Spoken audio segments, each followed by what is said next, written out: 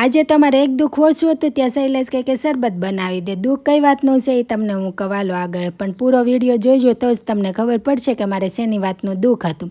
તો બપોર પછી અમે દરવાજા બંધ કરીને બેઠા હતા, કેમ કે તડકો બહુ હતો ને અંદર ગરમ ગરમ વરાળ આવતી હતી, એટલે દરવાજો ને બધું પેક કરીને બેઠા હતા. ત્યાં જ ધડાક દેખાનો અવાજ આવ્યો ને અમે તો બહાર નીકળીને જોયું, ત્યાં તો અમારો દરવાજો પડી ગયો હતો. હવે દરવાજો પડીને અલગ થઈ ગયો હતો, એટલે એનું કંઈક તો કરવું. પછી આપણે બોલાવી લીધા હતા મેકેનિકને, જે આપણો દરવાજો ફિટ કરી દે. તો જો એ કરતા હતા, પણ બહાર બહુ જ તડકો હતો, એટલે શૈલેષ કહે કે હવે આવા તડકાનો સાતો ન જ ચાલે, શરબત બનાવો. તો બસ જો આપણે તે પછી બનાવી દીધું શરબત, કેમ કે દરવાજો ફિટ થતો હતો એટલે શરબત તો બનાવવું જ પડે. ત્યાં જ અમારા સલૂનમાં આવી ગયા કસ્ટમર, એટલે આપણે શરબત દઈને આવી ગયા ઉપર. ને આતાની સાથે જ આપણે હતા આઈનિંગના કસ્ટમર. તો જો આપણે ફટાફટી એનું આઈનિંગ કરવાનું શરૂ કરી દીધું હતું, સ્ટેપ બાય સ્ટેપ એનું આઈનિંગ કરી દીધું હતું. ને આઈનિંગ કરતાં તો ખબર જ છે કેટલી વાર લાગે. તો આપણો આ જો ફાઇનલ લુક બનીને તૈયાર હતું. તો તમને આ આઈનિંગનું રિઝલ્ટ કેવું લાગ્યું મને કમેન્ટ કરજો.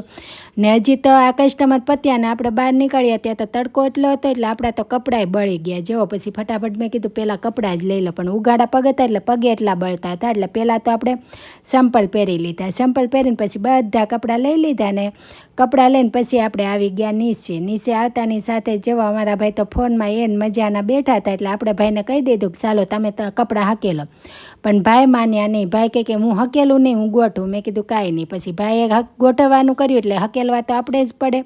તો બસ જો ફટાફટી બધા કપડાં હકેલી લીધા, ને હું હકેલતી જતી હતી ને ભાઈ ગોઠવતા જતા. પણ એ શાંતિથી તો ગોઠવે જ નહીં. તમને તો ખબર જ છે અમારા ભાઈની નખરા તો જોઈ મસ્તી કરતો જતો હતો ને કપડાં ગોઠવતો જતો હતો, અને સાથે સાથે કપડાં હું હકેલું ને હારવાર વીખતો જતો હતો.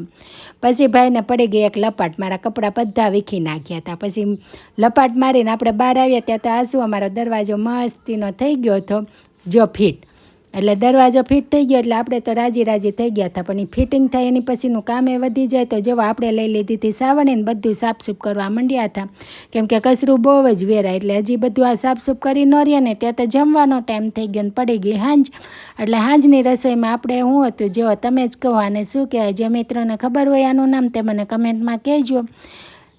તે પછી આપણે આને લઈને મેળા સુધારવા.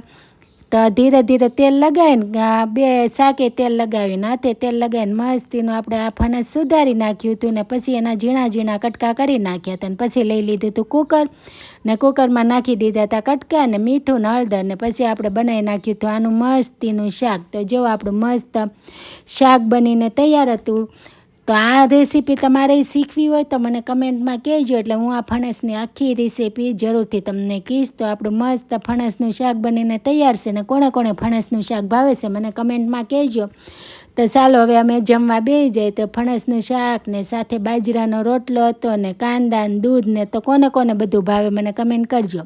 ને વિડીયો ગમ્યો હોય તો લાઇક શેર ને ચેનલને ફોલો કરવાનું ના ભૂલતા. ને તમે મારા વિડીયો ક્યાં શેરથી જોવો છો તે મને ચોક્કસથી કહેજો, ને કેવા લાગે તે પણ કહેજો. તો હવે મળશું નેક્સ્ટ વિડીયોમાં.